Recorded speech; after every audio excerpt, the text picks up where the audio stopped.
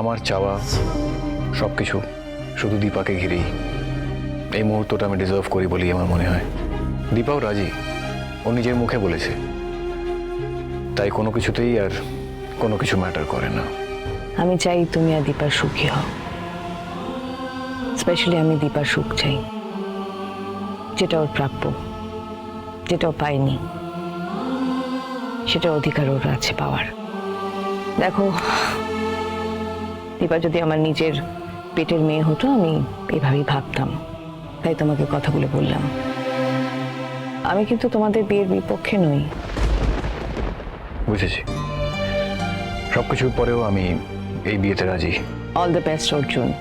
আজ নিয়ে যাচ্ছি দীপাকে, তোমার জীবন সঙ্গিনীকে তোমার কাছে সসম্মানে আবার ফিরিয়ে দেব। দীপাকে তুমি ভালো রেখো। আসি। কিছু মনে করবেন না, আমার মা তো কখনো সেভাবে ছিলেন না।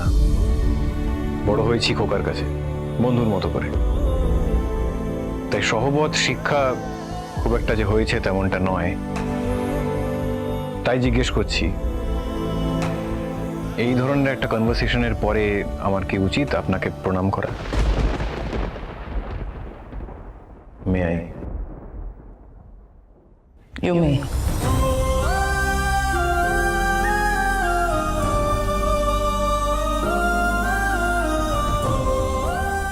দীপাকে ভালো রেখো। তোমরা দুজনে একসাথে খুব ভালো থেকো। My best wishes. সোনার রূপার জন্য কিছু বললেন না?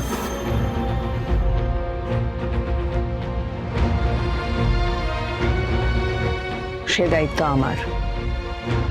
ওদের সব রকম ভাবে ভালো রাখবো আমি।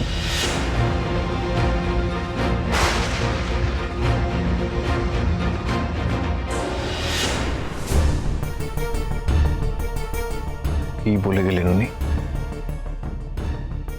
সোনারূপা মায়ের সাথেই থাকবে এমনটাই কথা দিলেন, আবার বলছেন ওদের ভালো রাখার দায়িত্ব ওনার। অদ্ভুত তো।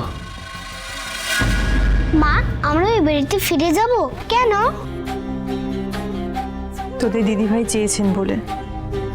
দিদিভাই তো মায়ের থেকেও বড় হয়, আর তোরা তো জানিস গুরুজনদের কথা শুনতে হয়। না মা, না, রূপা ওই বাড়িতে যাবে না। রূপার খুব ভয় করছে।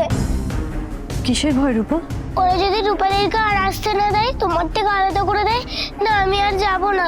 না রূপা, এমন কিচ্ছু হবে না। আমি তোদেরকে বলছি, তোদের মায়ের থেকে তোদেরকে কেউ আলাদা করতে পারবে না।